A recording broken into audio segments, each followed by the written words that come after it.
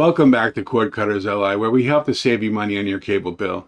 I'm sure by now you've all heard about or may have even bought one of Walmart's new ON 4K streaming devices. I've done a couple of videos here at CordcuttersLI as it hit the Walmart shelves across the country earlier this year.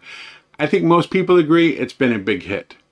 In this video, I'm going to dig deeper into two features of this new Google TV streamer. Number one, the new Backlit Remote. Now, as you might know, when Walmart first released this device, it was purely luck of the draw for which remote was in the box.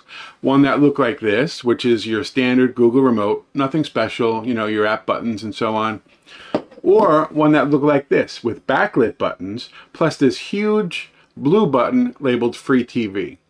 Walmart has now settled on providing the new backlit remotes moving forward. So from now on, this is the remote you will get in the box.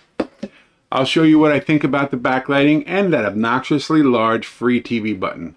The second feature, and the one you won't want to miss in action, is the USB 3 port that comes on this device. I'm going to show you how to add this 2 terabyte SSD drive to this device and what you can do with it. Spoiler alert, there is no 4 gig file size limit on this device. So that means huge full-length 4K Ultra HD movies can be accessed and played from this 2 terabyte drive without skipping a beat. I'm talking about fast forward, rewind, pause, whatever you want, no problem whatsoever. So if you're ready to check out these two very cool features of Walmart's ON 4K Pro streaming device and how to get the most out of them, sit back, relax, and let's go. Okay, so the first thing we're going to talk about is this new Backlit Remote with the big blue Free TV button on it.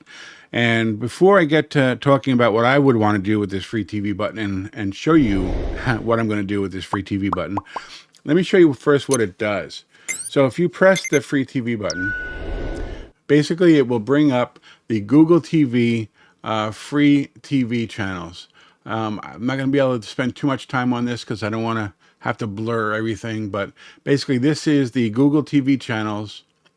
It's 150 something at last count of the free channels that come with Google TV. This is not all the different free apps combined, like Freevee and Tubi and all these other apps that have free live TV. This is just Google TV's free live channels. And again, no EPG, no electronic programming guide on this free TV section. If we do want to have the electronic programming guide, then it would be similar to just going to the home screen and go over to live, where down below you'll see not only the Google TV free channels, but all the other free channels from apps that you have and built into this electronic programming guide, or EPG. So in my opinion, I believe the Free TV button is kind of a waste because, again, you can quickly just go to home, move over to live, and not only do you get all those free TV channels front and center at the top, you get all the other ones as well from all the other apps that you might have on there that have free live TV. So I feel that the Free TV button is somewhat of a waste. I'm going to get to the backlighting of it in a little bit, tell you what I like and don't like about that. Now let's talk briefly about the backlighting on this remote. On the left, I have the Alexa Voice Remote Pro for Fire TV devices. This is a $30 plus device that you can add, or remote that you can add to any Fire TV device. So the way that the Fire TV works is it needs to be in the dark, and then on movement, it will be on. But the key thing is, look how long the backlighting stays on for. It's a pretty good length of time for you to be able to, to use the remote. And if you move it just a little bit, it goes back on again. So that's the Alexa Pro remote. The nVidia Shield, everybody is pretty familiar with that. This one goes on with motion. And once again, see how long the remote backlighting stays on, after it comes on with movement. A pretty good length of time, certainly long enough for you to, find the buttons that you want to push on the remote and so on before it goes out. And if you're, moving the remote, if it's in your hands and you're moving it, it's fine. The lights pretty much won't go out until you put it down, and then a couple of moments later, they will go out. Now, as for the On 4K Pro remote, as you can see, picking it up, moving doesn't turn the backlighting on whatsoever. Pushing any of the buttons does turn the backlighting on, but look how quickly it shuts itself off. This is something I'm not crazy about. I think that they could have done a much better job at this. I looked through the settings. There is no setting to make the display stay on longer, like the nVidia Shield does. It's not move, or motion sensitive like the nVidia Shield remote. So it's the first stab at a backlit remote, and I believe that they may have come up just a little bit short. Now let's get to that USB port on the new 4K Pro streaming device from Walmart. Now, as I said earlier, I released a video describing all the features and benefits of this new 4K streaming device, including the full-size USB 3 port that comes on this device. I didn't get into great detail on what we can do with that USB port, and that's what I'm doing here today. So I've tested a number of very large external USB hard drives, and the one I came up with that works very, very well repeatedly is the from SanDisk. It's the portable SSD 2 terabyte drive shown here. I'll put my exclusive Amazon affiliate link in the description below if you want to pick one up. Go ahead. This will work great on this device, and I'm going to demonstrate all of that for you in just a moment. And some of the other Android TV and Google TV devices, they require FAT32 file system. And the problem with FAT32 is there's a 4 gigabyte limit per each file.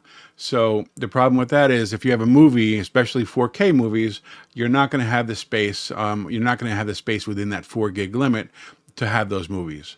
And so as a result, it's very, very difficult to have any kind of useful library saved on a USB drive that you can play on these devices. So that's not an issue here. Let me quickly show you how much space we have here taken up on this. We have over 1.5 terabytes out of my 2 terabyte SSD drive taken up with just these movies that I have added to here.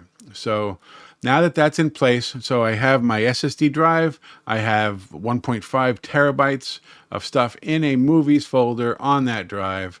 The next thing we're going to do is plug it into the 4K Pro streaming device from Walmart, and we'll take it from there. Okay, so this next step that I'm going to do is I'm going to plug that USB 2 terabyte drive into the available USB 3 port on the streaming device. So when you plug it in, just watch the display and see what happens. Plugging it into the only available port on the device. After a moment or two, you're going to see it says checking SanDisk USB drive, analyzing media storage. And just wait a moment, and you'll see a little alert there by the bell. And if you move over to that and then scroll down, let me get myself out of the way here for a moment, you'll see it says SanDisk USB drive, select to set up. You do not want to set up as device storage. This is not going to be what you want to do. This is that if you do that, that's going to format the drive as FAT32 like all your other devices have. Instead, what you could do is you could just browse, and it will tell you that you have removable storage called portable SSD, total space 2 terabytes. And over on the right, it says available 333 gigs, which is in itself a ton of storage. This is 10 times plus the storage available after I've copied all of those movies, hundreds of movies, high definition or even some 4K movies to that USB drive. I still have over 333 gigs available. So that's all we're going to do at this point. Okay, now the part that I'm sure some of you have fast forwarded to, what to do with this big free TV button, this obnoxious button that we've already determined is kind of useless, at least in my opinion. What I would like to do is remap this button to open up, for example. And in fact, I'm going to go a little further than that. I'm going to set it. I'm going to show you how to set it. So if you just tap this button by accident, even tap it a few times by accident, nothing happens. But if you long press this free TV button, it will open up. So let me show you how to do that. This is a free application that you can install. It comes in the Google Play Store. And let me show you how to get that. You go over to apps, you go down to where it says search for apps, and then you can search for, the name of this app is called TV Quick Actions. Now there are two, you're going to find two of them in the Google Play Store. This is the one where it says just TV Quick Actions. This is the one that I'm going to show you today. They do have a pro version. This is going to be basically without the ads. And there might be some advanced options in there. I'm not really sure. But as far as mapping these buttons, this one right here is going to do everything we need. We may come across a quick, 4 or 5 second ad while we're configuring this, but it's not a big deal. You can easily X out of it. So let's go ahead and choose TV Quick Actions and let that install. All right, we can go ahead and open it. It's going to give you this little splash screen. You can go through this. This app does quite a few things, and you might want to take a look at this and play around in here.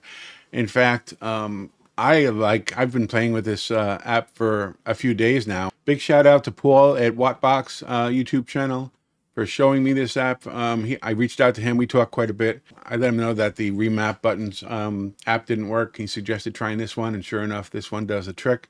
So you can go through just these little pages here. Show overlay. There's no real need to do this right now. We can click not now and not now for this as well for our purposes. And now where it says start accessibility service, this is something that you do need to turn on. And if you go down here to where it says agree, you'll need to go down to where it says system and then accessibility, and then go all the way down to the bottom where it says TV Quick Actions and enable that. Click OK, and then we can hit the back button on the remote to go back into the app. All right, so from this screen, we're going to want to go to buttons and actions and go down to where it says add button and click on that. So the button that we want to change or modify or remap is the free TV button. So let me go ahead and press that. And as you see there, it says current button is 297. Let's go down to where it says button action type. Let's change this to usual action. So now you have the options of reconfiguring what happens when you single press the button, when you double press the button, or when you long press the button. So let's go into single press. As I said, I don't want this to do anything, so we go down to where it says do nothing. Again, here's that ad that I was telling you about. Again, just 5 seconds or so. You can go up there and click away. Let's go down to where it says double press. We want to set this for do nothing. And then the long press, this is the one that we wanted to actually open up. In this case, you can choose any app that you want, from all the apps on your device, third-party apps or otherwise. And let's go ahead and click. And now that that's done, you can hit back. You can get out all the way out of the app, go to the home page. And as you can see now, let me demonstrate this. If you hit the free TV button once, nothing happens. So, and even a bunch of times, you can just hit this repeatedly without a problem. However, when we long press the free TV button, let's watch what happens. There you go. It opens up just the way we want. And this does work after a reboot. You don't have to reprogram this every time you restart the device. This is going to stay. You've turned on those accessibility options like I showed you. And that's it. So there you go. So there you go. That's just about everything I wanted to show you in today's video. I know it was a lot to digest. I'm hoping that maybe some of you used some of those clickable sections links that I put in the description down below. If you were able to just kind of sit through and watch the whole thing, bravo. Put a comment down below. Let me know that you've done that. I don't know, maybe I'll think of some special gift to give you or something, or at least I'll definitely heart the comment. So at any rate, if you enjoyed anything you saw here today, please go ahead and like the video, subscribe to the channel, and as always, share this and all of your favorite CordcuttersLI videos with your friends. This not only helps to get my video shown to more people on YouTube, it also helps to support the channel. Thanks for watching.